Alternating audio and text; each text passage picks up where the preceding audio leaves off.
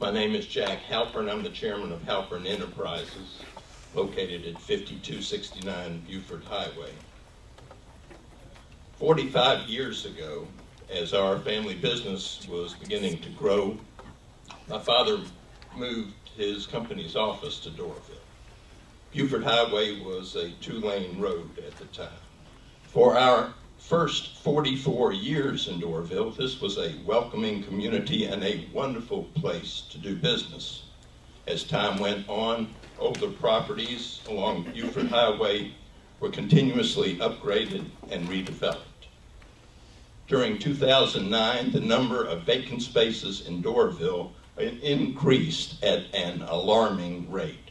Commercial property values have spiraled downward, and they have fallen much farther and much faster than real estate values in other parts of Atlanta. Doraville used to be seen as a partner for business. Now it's seen as an adversary, and businesses are choosing to go elsewhere.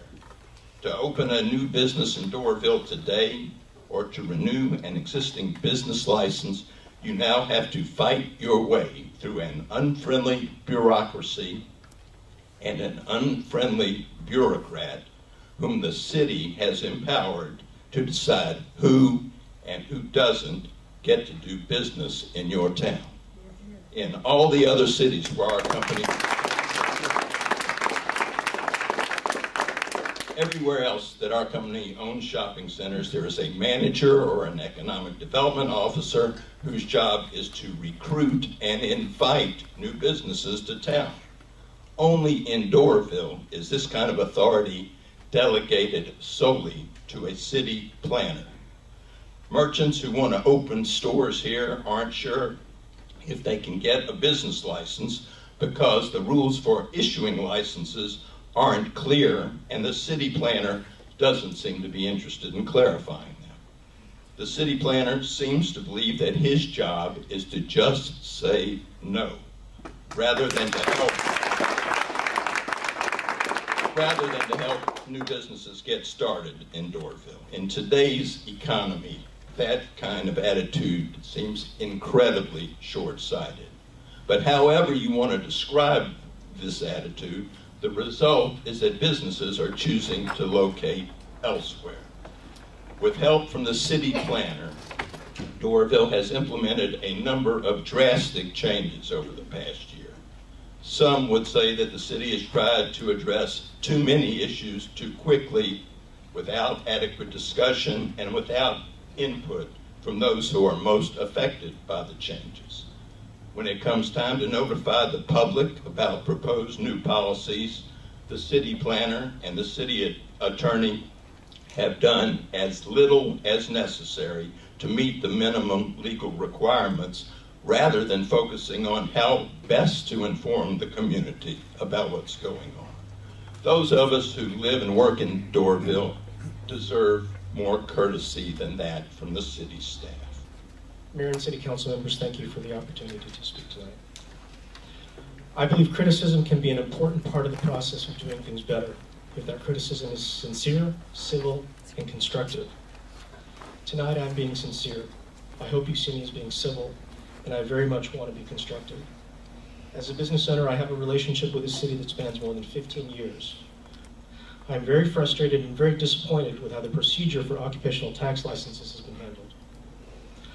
On August 12, 2009, a prospective subtenant at 5660 Buford Highway, where I have a primary lease, Columbia Fashion, applied for an occupational tax license. This was to be a clothing store selling new items only.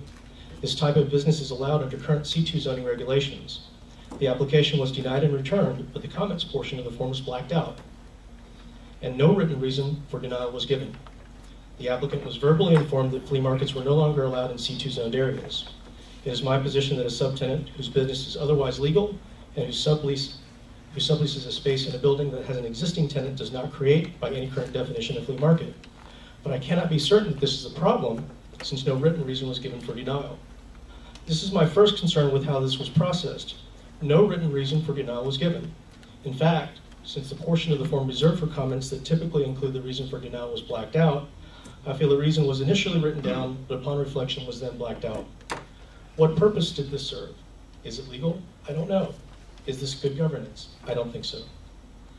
I tried to call the city planner's office, but when asked who was calling and then telling them the receptionist my name after a brief pause, I was always told that he was in a meeting. I requested that he please return my calls, but I received no calls in response. It took 29 days to get in writing why the application was denied. Is this legal? I don't know, but I don't call it good governance. This process eventually required the presence of 3 city officials at a meeting with myself and my attorney to figure out what could have been stated succinctly in 2 or 3 sentences on the original application that was denied. Why was it done this way? Secondly, the 2 applications that I've just described were both for business types that are permitted in C2 zoned areas. Both applicants applied to do business at the same address and in the same building. One was in August 2009 and the other in November 2009. The first application was denied with a verbal reason of a flea market not being allowed, but no written reason. Remember, it was blacked out. The second application was denied with a vague reason, and the reason was not provided in written form until 29 days after the denial. Please note that the verbal reason for the denial of the first application, flea market, was not given as a reason for the denial of the second application. And the written reasons for the denial of the second application, fire safety code and parking, were never given as reasons for denial of the first application. To my knowledge, neither C2 zoning ordinances, nor the fire safety code, nor parking requirements were amended during this time.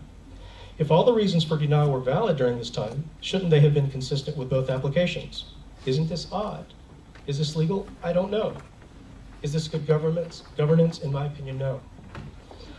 But my focus tonight is not whether I can eventually get additional tenants in this building. My focus tonight is to make you aware of a process that I feel is unnecessarily time-consuming, sometimes vague, and often adversarial. It is not business-friendly. This is not good business for the city, this is not good for business, and this is not good for the city. I am currently trying to open a business in Doraville Plaza. My process started back in November when everything was turned in and I was told that we were waiting on a sign-off from the city planner. From that point, I did not hear anything from the city planner, nor did my general contractor. We waited about 2 weeks and I sent an email. From this email, I get specifically that we are waiting on the city attorney. From there, the city attorney came back with nothing. I had to hire an attorney of my own. I got 3 weeks later told that I was correct, I should be able to open, that the council had granted me permission to open. I am now being told that I have to wait for a public hearing. My frustration here is the communication with the city and the business owners. We are new businesses trying to come into the community and we're not getting responses from the city. We're not being welcome to your community. I come before you tonight because the city planner has told me that I was correct and that I had permission to open. We waited again for his response, and here we are still waiting for his response. I would like to ask that the city put in place a time frame that the city planner has to respond to each new business owner. Had he had told me this when the whole process started, I may not be here before you today. I would not have spent time, I would not have signed contracts, and I would not be in the position that I am at this moment.